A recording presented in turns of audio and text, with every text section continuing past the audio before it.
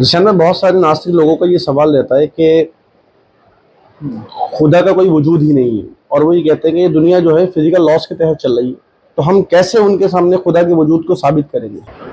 मैं आपको एक छोटी से एक वाक्य इंसिडेंट बताता हूँ। एक प्रिंटिंग हाउस था, प्रिंटिंग प्रेस जो होती है, छापे खाना, उसमें ना एक दिन आग लग जाती और आग लगने के बाद सब कुछ जल के खाक हो जाता है, सब राख बन जाता है। लेकिन अपने आप ना वहां पर एक बड़ी शानदार बुक बनकर आ जाती है, बहुत अच्छी, जिसका कवर भी बहुत अच्छा होता है, जिसके अंदर कंटेंट भी बहुत अच्छा लिखा होता है, और बहुत जबरदस्त बुक बन के तैयार हो जाती है। वो बच जाती है, बाकी सब जल जाता है उस आग में, उस आग जलने से बच जाती है। जलने में अपने आप वो किताब खुद ब खुद बन जाती है, छप जाती है, उसके अंदर कंटेंट अपने आप राइट हो जाता है उस धमाके से, उस आग से। तो क्या ऐसा पॉसिबल है? अगर कोई ये बात कहेगा तो आप उसको मानोगे? बिल्कुल पॉसिबल नहीं। बिल्कुल। आप कहेंगे कि बिल्कुल बेवकूफाना बात है। जबकि अगर मैं आपसे कहूं कि उस किताब के छपने के लिए जितना मटेरियल चाहिए, जो सामग्री चाहिए, वो सब की सब तो उस छापे खाने में मौजूद थी पहले से। वहाँ इंक भी मौजूद थी, पेपर भी मौजूद था, गत्ता भी मौजूद था, तो हर एक चीज मौजूद थी।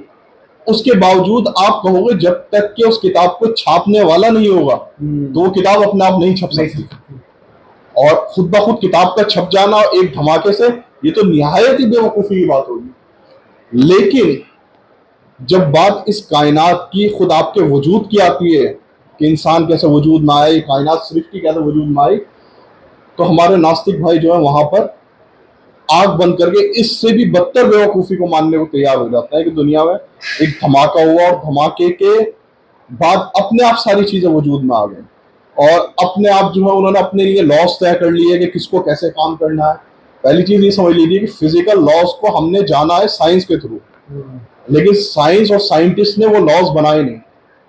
वो लॉस पहले से मौजूद थे, वो निशानदेही कर रहे हैं कि किसी ने उसको प्रॉपर एक डायरेक्शन देकर उन सब चीजों को तैयार किया है। आपका खुद का वजूद इतना कॉम्प्लेक्स है कि वो एक किताब का छपना तो बहुत आसान बात है, लेकिन आपका वजूद में आ जाना ही सबसे मुश्किल काम है। इंसान के अगर अगर हम स्ट्रक्चर को देखें, उसकी बनावट को देखें, और जो मौजूदा दौर की जो लैब्स हैं उसके अंदर एक्सपेरिमेंट किए गए कि एक आर्टिफिशियल सेल का बनना, ये हद दर्जा नामुमकिन सा काम है।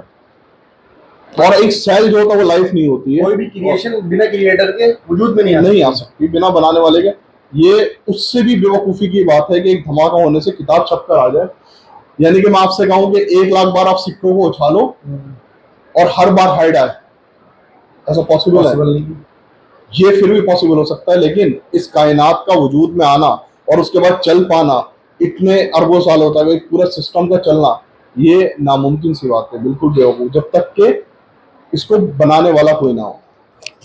तो एक किताब का बनना आसान काम है, बमुश्किल एक इंसान के जो सोचता है, समझता है, चलता है, फिरता है, जो नई नई चीजें इजाद करता है। एक किताब मुश्किल चीज है या आप मुश्किल चीज है? एक इंसान ज्यादा कॉम्प्लेक्स चीज है, इंसान ज्यादा कॉम्प्लेक्स चीज है।